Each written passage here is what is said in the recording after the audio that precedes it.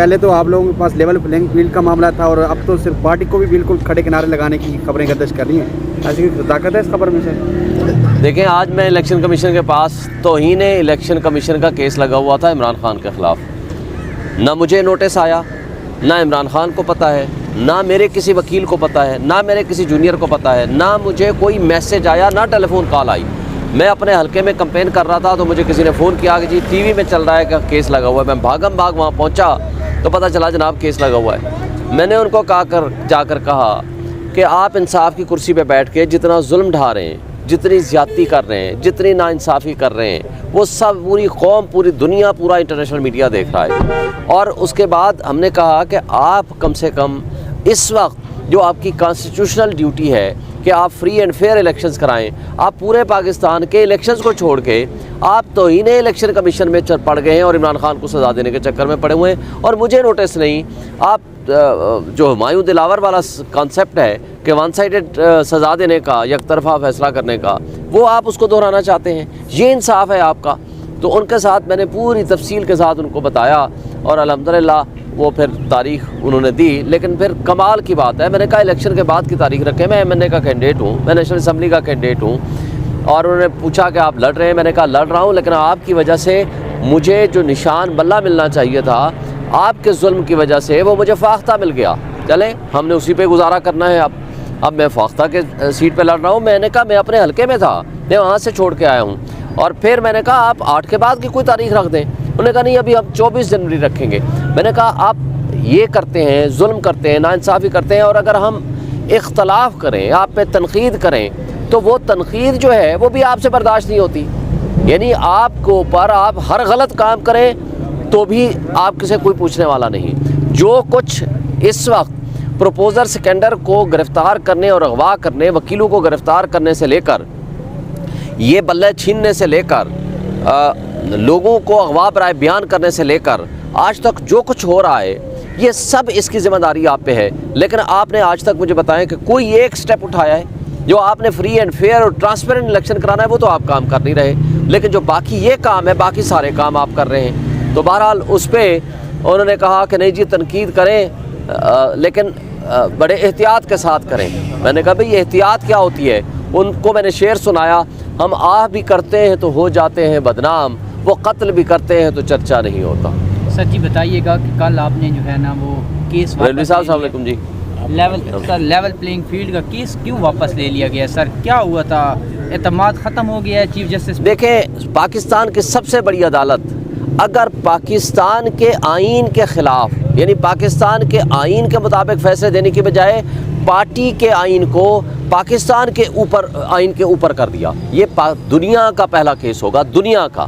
تو جب اتنی ناانصافی صریحاً ہو رہی ہے، ہم لیول پلینگ فیلڈ لینے آئے تھے، انہوں نے ہم سے فیلڈ ہی چھین لیا، تو ہم کیا ان سے انصافی توقع رکھیں جب انصاف کی ایک ایکسپیکٹیشن ہی نہیں ہے؟ پورا پاکستان دیکھ رہا ہے اس ناانصافی کو جو سب کے سامنے ہوتی ہوئی نظر آ رہی ہے۔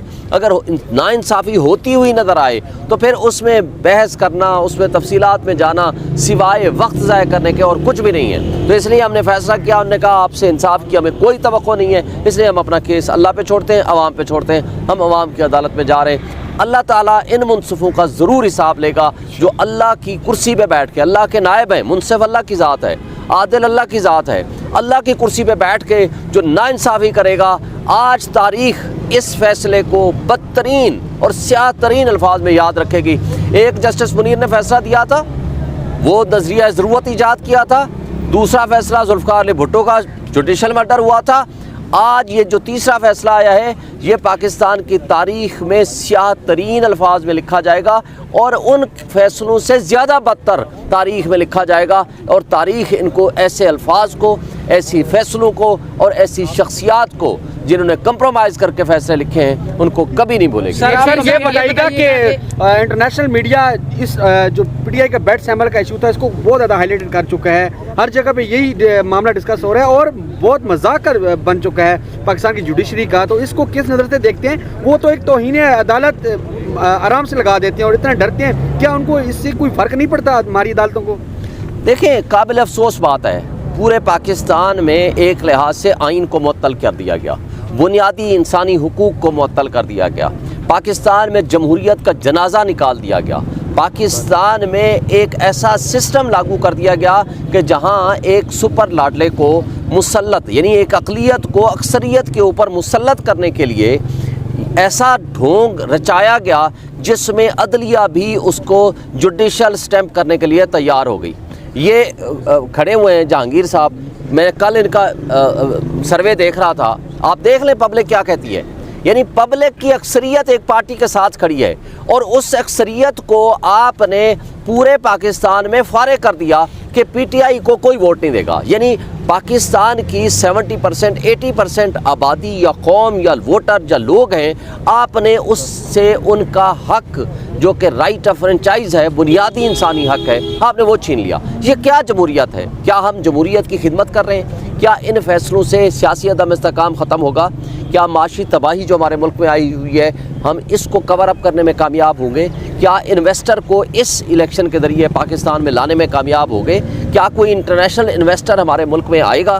کیا ہم پاکستان کی یہ خدمت کر رہے ہیں؟ کیا سارے ادارے انکلوڈنگ ججز اور ہمارے منصف اور ہماری عدالتیں اور الیکشن کمیشن آف پاکستان، کیا یہ ایک شخص کی دشمنی، عمران خان کی دشمنی میں یہ پاکستان کے ساتھ دشمنی کر رہے ہیں یا پاکستان سے محبت اور دوستی کر رہے ہیں؟ اس کا فیصلہ تاریخ بھی کرے گی، لوگ بھی کریں گے۔